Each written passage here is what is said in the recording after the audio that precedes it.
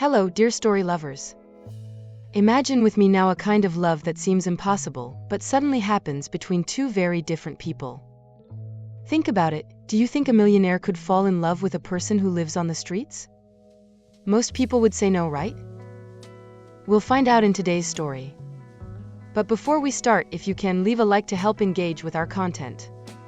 And subscribe to the channel so you don't miss out on new stories. Let's go! In a bustling city, two completely different worlds existed, that of a successful businessman and that of a beggar woman full of dreams. Their lives crossed unexpectedly, as if fate had decided to unite two paths that seemed impossible to find. Jones Albert, a business tycoon, lived in his own luxury bubble. His financial empire was immense, but his heart remained cold and lonely. He had always believed that he needed no one but himself. One afternoon, after answering a call on his cell phone, he started walking towards the entrance to the office building. Suddenly, he heard someone calling after him. Startled, he turned around and saw a woman in torn clothes running towards him. Afraid it was some kind of robbery, he hurried to get away. The woman, sensing his fear, shouted, "Sir, it's your wallet. You dropped it on the floor." Surprised, he reached into his pants pocket, certain that his wallet would still be there. But it wasn't in his pocket. The woman then said, "You were driving by talking on your cell phone and didn't notice that your wallet had fallen out, but it did. I saw everything from the corner where I was standing." He looked at the wallet in her dirty hands and recognized that it was indeed his. He was impressed that a homeless person, who was probably hungry, had made a point of returning that wallet, which even had money in it. Knowing that this was rare, he asked, "How can I repay you for this?" She shook her head and replied, "Sir, I've lost everything in my life, but I still have my character and my dignity. You don't have to pay me for that." Once again, he was surprised by her attitude of refusing any reward for her good deed. He thanked her and went on his way. He worked late that day. When he finally decided to leave, a strong storm was raging over the city and the night was freezing. The weather forecast had already warned of the cold front, and everyone was trying to protect themselves as best they could. As his driver drove down the street near the office, he spotted this woman huddled under a marquee. Even as the car drove away, he couldn't stop thinking, she won't be able to stand the rain and the cold tonight. She's going to die. Heartbroken by the woman's plight, he asked the driver to turn around and stop in front of her. He got out of the car, walked over to the marquee and said, "You'll freeze to death if you stay here. Go home, young lady," he suggested, hoping to help her. She looked at him sadly and replied, "I'd like to, sir. But I don't have a home. God will protect me in this rain. I have faith." With those words, she snuggled even closer into the old, torn blankets. Seeing that he couldn't just leave her there at the mercy of the weather, he decided, "Get in my car. You're not spending the night on the street tonight. Come on, it's too cold out here." Hesitantly, she crawled out from under the covers and got into the car. During the journey, he noticed a few silent tears running down her scarred face, but remained silent. When he arrived at the mansion, he was met by his sister, who asked him to take the woman to one of the rooms in the staff area and give her all the attention she needed. When Betty, Jones's sister, discovered that he had brought a beggar home, she was shocked and said, "You've gone mad, Jones. Bringing a homeless person into our home?" Jones, remaining calm, replied, "Betty, as far as I know, this is still my house, and I can decide who I welcome here. Don't you think so?" Betty, indignant at the girl's presence in the mansion, left angrily without saying another word. The young woman, who already felt out of place, was even more embarrassed by his sister's harsh words. Later, Jones, still puzzled, went to the servants' area to make sure everything was in order. He knocked softly on the door, and when it opened, he was surprised. She had taken a shower, was dressed in clean clothes, and now looked different, almost unrecognizable. Still assimilating the change, he asked, "Are you all right?" She nodded affirmatively without words, just with a look that mixed gratitude and uncertainty. Curious, Jones asked another question, "What's your name?" "Dafyne," she said in a soft voice.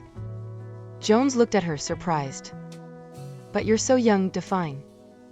I thought you were an old lady."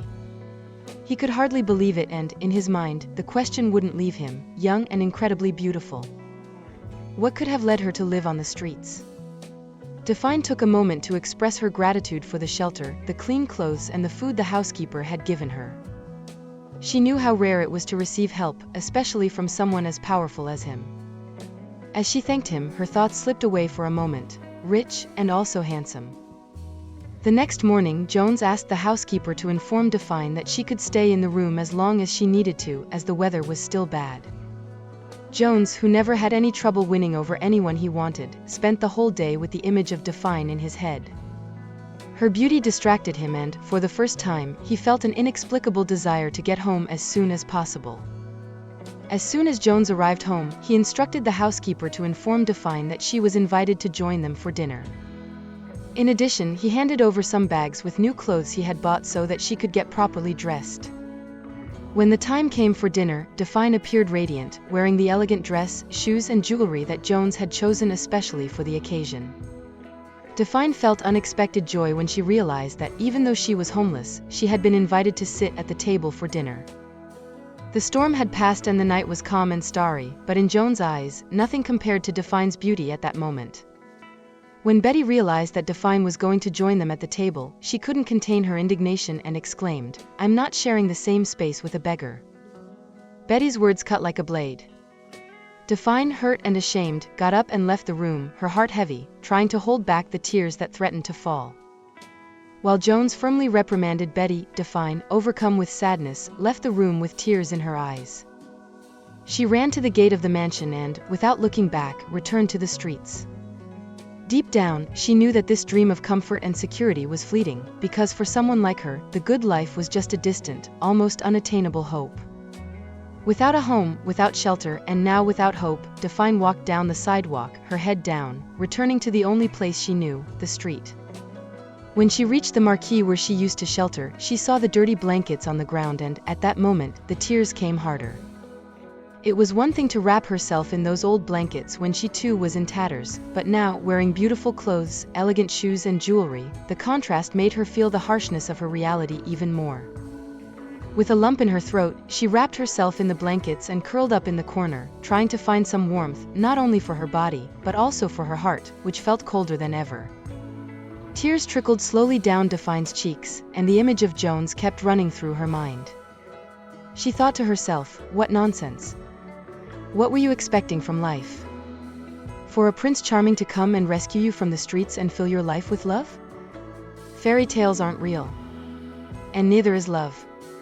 With a heavy heart, she curled up even tighter, letting the tears fall until, exhausted, she fell asleep. Suddenly, a light illuminated the corner where she was curled up, and Dafyne woke up startled. What a relief to find you still here, Dafyne. I found you. Good, said Jones, visibly relieved. She looked up at him, but her gaze was empty, hopeless. Why did you come to me, Jones? The rain has stopped and I can stay here in my corner. Dafyne replied, with a tone of resignation in her voice. Jones watched her for a moment, and with a firm expression said, I want to know more about you. To understand your story, to find out what brought you to the streets. Without waiting for an immediate answer, he bent down and sat next to her on the floor, demonstrating that he was there to listen, ready to learn the truth behind her sad eyes. Seeing Jones struggling to get on the floor, Dafyne laughed and joked, You're definitely not suited to being a beggar. You can't even sit on the floor. That moment of relaxation made them both laugh together, breaking the tension that still remained. Over time, Dafyne began to share her story. She talked about the pain of losing her parents at a young age, how difficult it was to grow up in orphanages where hope was rare and opportunities almost non-existent. But despite everything, she told of the faith in God that always kept her firm, that helped her resist the temptations to steal or prostitute herself, even when life seemed unbearable. It was this faith that guided her and prevented her from losing what was left of her dignity. Jones listened to every detail of Dafyne's story, feeling the weight of the world's cruelty reflected in her words. Unbelievably, the two of them spent the whole evening there, under the marquee, talking and laughing like old friends. An unexpected and deep connection began to form between them, as if their souls had recognized something familiar in each other. As the day began to lighten and the first people passed by on the sidewalk, many were intrigued to see two well-dressed figures sitting on the ground, as if they were part of that street scene. It was at that moment, with the soft morning light illuminating their faces, that Jones looked at Dafyne and said sincerely, "Dafyne, I've really enjoyed meeting you. From the day you gave me back my wallet, I realized that there was something special about you, Dafyne. I didn't know exactly what it was, but now I understand that it was your essence, your goodness. And seeing you clean and tidy, I realized not only your beauty, but also the strength that is in you. I want to offer you a job in my company. I think you deserve a chance to start again, to show all your potential.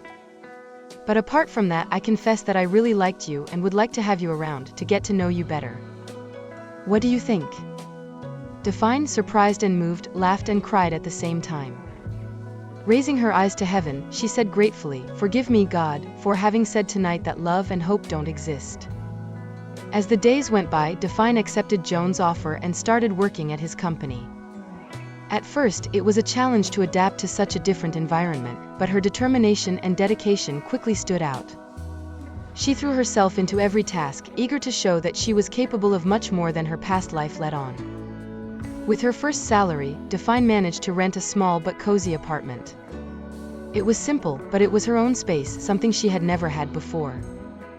The feeling of coming home to a place she could really call home was something she deeply appreciated.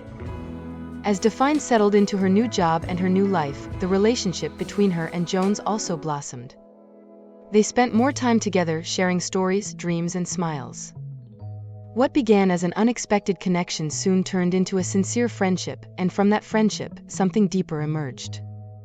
The passion between them grew every day, fueled by the admiration and respect they had for each other.